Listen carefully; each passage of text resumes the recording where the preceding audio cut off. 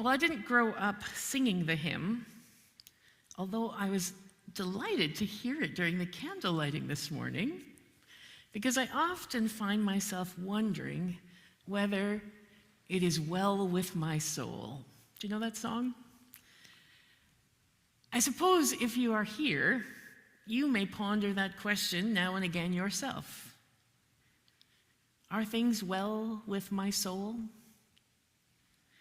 There is this popular myth out there that tells you that you should stay at home if you are not well.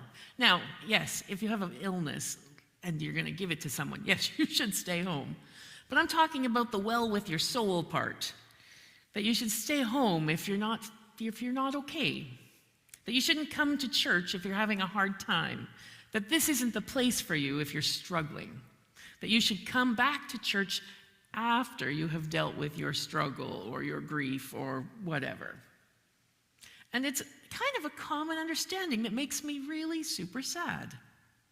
Because church, it seems to me, is exactly the place to come if you are feeling weary or worn or sad. And frankly, who isn't these days feeling at least a little weary or worn or sad? Underneath the surface, most of us have something that isn't really sitting well, some part of our life that is leaving us discontented. If you're watching the news these days, you may be feeling helpless as we learn about immigrants targeted and terrified, fear and hatred dressed up as righteousness, the sheer boldness of those in power about the harm they can do to inflict. They can and do inflict on people.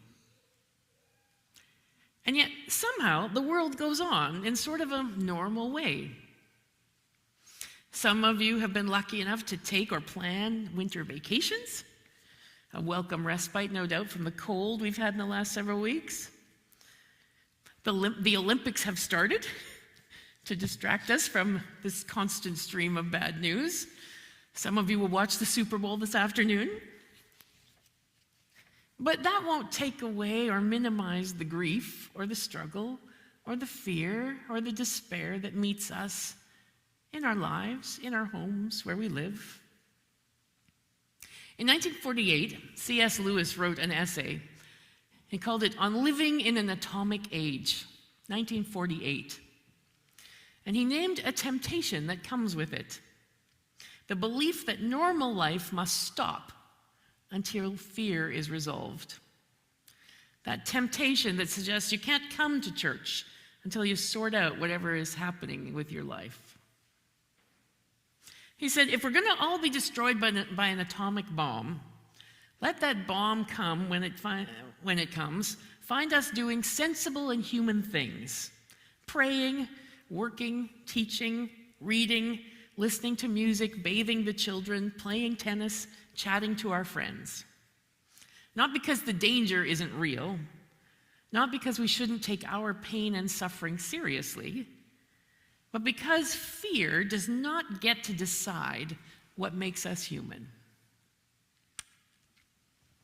The season of Epiphany that we are in reminds us, I think, that the world has always been fragile. In today's gospel, Jesus has been sharing with his followers God's vision of a just world where the poor and the grieving and the meek and the starving and the merciful and the innocent and the peaceable and those who are persecuted and reviled for doing good are the blessed, are the big shots, like the prophets and revered ancestors. It's his description of the kingdom of God, where there is no king as we know of kings, but a place where the mighty have been cast from their thrones and the lowly are lifted up, just like his mother promised before he was born. And we can imagine Jesus' followers, who were not the kings, who were not the people having very good lives at that time, moved by the vision, because they were the grieving and the meek and the poor, would have been thinking, oh, now that's a lovely vision. But look around, the world isn't anything like that. Our lives are nothing like that. The world is a mess. Evil surrounds us. Caesar thinks we're vermin if he thinks of us at all. We can't do anything, and it wouldn't matter anyway. We are powerless in the face of the empire. So what do? And as if Jesus can read those thoughts, or maybe someone from the crowd even shouted out the question, he goes on to say, here's what you do. You be the salt of the earth, because you are the light of the world. It's an answer. It's not a very specific answer. I'm sure his followers were like, okay. But it reminds us that while the world feels fragile, God's light is not fragile. So stop trying to hide it. God's salt is very grounded, literally. Still, I'm not sure that we know what that looks like in real life. Jesus doesn't get very specific about that. So what does it mean to be salt? How do we make sure we're not hiding our lights under a bushel basket? Well, the fact that February is Black History Month is handy because it offers me an opportunity to learn some things, and it provides us with a lot of examples of people who showed us what that could actually look like in real life.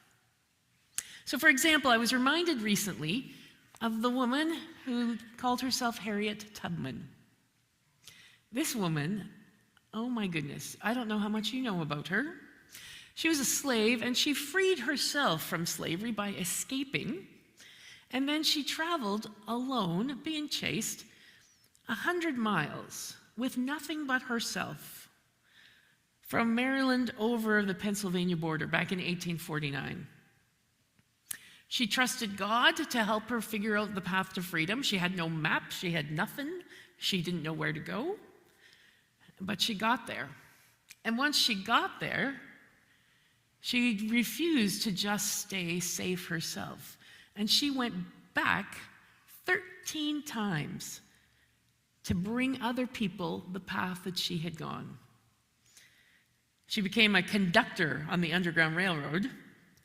She personally guided 70 different people out of slavery. And they started calling her Moses, because Moses was the one who, let my people go and led them out of slavery, literally. Harriet was unbelievably courageous. There were bounties on her head, rewards for people to find her. She was called a slave stealer because what she was doing was illegal. And it also saved a whole lot of lives. She later ended up leading a military operation where she took a whole group, I don't know what even to call it, a whole group of black soldiers on an operation and freed and saved 750 slaves. Amazing. Now, I cannot imagine being that impressive myself. I cannot imagine what she went through and the risks she took and her willingness to do that. But there were a lot of other people shining little tiny lights to make what Harriet did even possible. So there would be white abolitionists who would give an escaping slave a safe place to hide for the night, or a meal to eat on the road. There were both free and enslaved people who turned a blind eye despite the rewards and punishments doled out to force people to report those fleeing slaves, or to enforce what was passed was called the Fugitive Slave Act. So the government passed this act to make it easier for slave hunters to pursue people over the borders, so that once she got over Pennsylvania border, she was no longer safe. And the Underground Railroad had to take people all the way to Canada, hundreds and hundreds more miles. Speaking of Canada, there were also Harriets on our side of the border too, fighting to end slavery. There's a woman named Marianne Shadd, whose family arrived in southern Ontario through the Underground Railway after the passage of that Fugitive Slave Act. And then they became hosts to others. Anybody else who crossed over the Canadian border, then they started helping those people figure out how to live and find a place to be that was safe. And when in Southern Ontario, she also published, she was the first female ever to publish a newspaper. She published a weekly newspaper that provided information and education to that growing community of immigrants, to also shine a light on all the issues of inequality and integration. She was completely self-educated, taught herself how to read, and then she took herself to law school, Marianne did, so that she could advocate for civil rights for the rest of her life. Amazing. And yes, that was also a long time ago, but I would argue that made traveling a whole lot harder to do. Pretty brave people. And I think there are even more recent examples of real-life salt and light. There's a guy named Ron Finley. I don't know if you've heard of him. He has a project he calls guerrilla gardening. In 2010, so that's much more recent, that's in our memory, Ron lives in south central Los Angeles, and he set out to fix a problem. In his neighborhood where he lived, there was no access to good food. This was a very poor area, and what we know about very poor areas in urban neighborhoods is that, yeah, lots of fast food outlets show up there, but grocery stores don't. And so where Ron lived, it was a 45-minute drive to get a fresh tomato in the middle of Los Angeles, 45 minutes. Where he lived, along the streets, there were all these neglected dirt patches next to the streets. They called them parkways, but it's, that's that area that the city owns. No, it's not part of your lawn. It's on the other side of the sidewalk, but it's between you and the street. And so Ron decided, they didn't look good, and they were just sitting there, so Ron started planting vegetables in these areas that belong to the city. As you can imagine, the city found this annoying. It's hard to mow when people are planting vegetables in the way. And, he was cited for gardening without a permit and by the city of Los Angeles. Well, cue the beginning of his horticultural revolution. He fought back, and he sort of won. He started a petition with fellow green activists. He demanded the right to garden and grow food in the neighborhood, and started teaching everybody in the neighborhood how to grow vegetables in their little parkways. Because there wasn't gardens, there weren't really lawns, right? The houses are so close together. And while it was still considered illegal, technically, the city did change the law so that no one would actually get fined for doing it. So Ron said, okay, good enough for me, let's go. And he started teaching more people to garden, and he started transforming food deserts into food sanctuaries, and more importantly, building up people, building up community among the people, so they were gardening together in front of their houses. Jesus might have called that salty, I think. Finley refers to himself as a gangsta gardener. And he says gangsta for him means to project strength on one's own terms, to be hip, to be cool, to be innovative, to be revolutionary, resolute, vital, kind of on the cutting edge. And so you'll hear him say, gardening is gangsta. Drugs and robbing, that's not gangsta. Building community is what is gangsta. I'm going to change the vernacular. It's not just language he's changing. He's now got a TED Talk if you want to listen and hear more about his story. And there have been a ton of ups and downs, for sure. It has not been a simple pathway. But in 2026, that Ron Finley project is going strong because he planted some vegetables, because he let his light shine. And in that neighborhood, you no longer have to drive 45 minutes to get a fresh tomato. So what about here? What about now? In the context of our own fragile, weary, worn, and sad existence, what are the sensible human things we are doing or can do to shine that bit of light? Have you been hiding your light somewhere? A little salt can go a long way. Can you share a bit of it?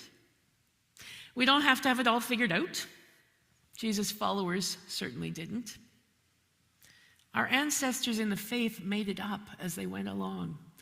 Harriet had no idea where to go, but trusted that God would help her find a path. So hopefully we, like they, will not be paralyzed by the world as it is, and instead can take the kind of small steps we can in spite of it, because of it. And maybe that is how we shall find it can be well with our souls.